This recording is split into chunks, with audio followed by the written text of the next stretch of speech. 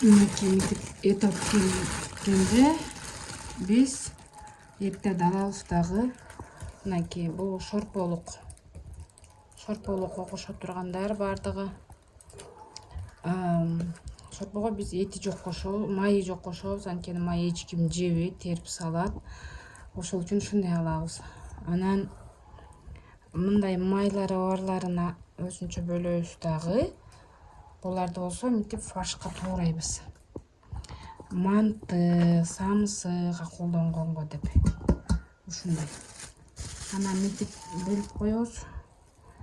Буларын жанагы макаронка жана лагман жасаганда буларды колдонобуз. Ушинтип эт алганда бөлүп чыгабыз, баардыгын даярдап коюп, анан муздаткычка салабыз. Силер да кантесиңер? Бизде ушундай ыкма. Мынакей майы бар. Мындай майларды эч ким жебегендиктен майы барларды мынтип туурап чыгабыз.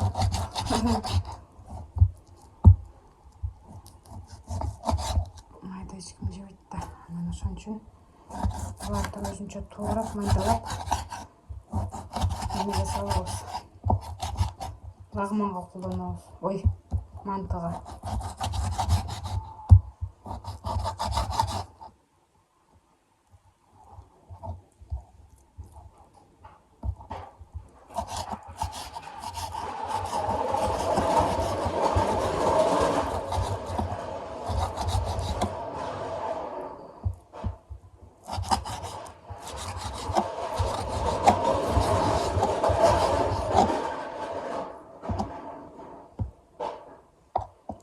Силерде да май жебеген кишилер барбы?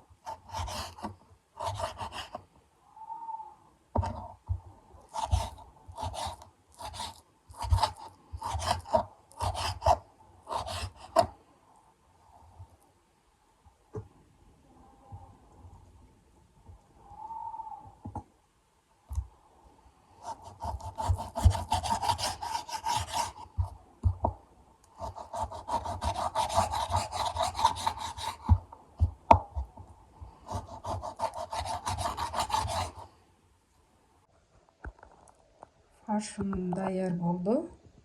Буну азыр пакеттерге бөлүштүрөм дагы. Салам.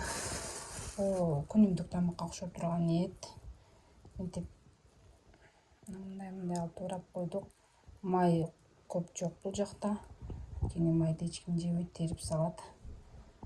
Ошол себептен майы жок. Бул жакта майы бар.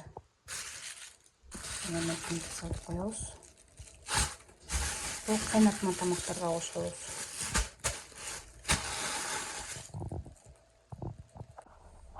Мынакей мынтип салып коебуз. Бул күнүмдүк тамакка кошо турган тууралганы. Бул фарш мантыга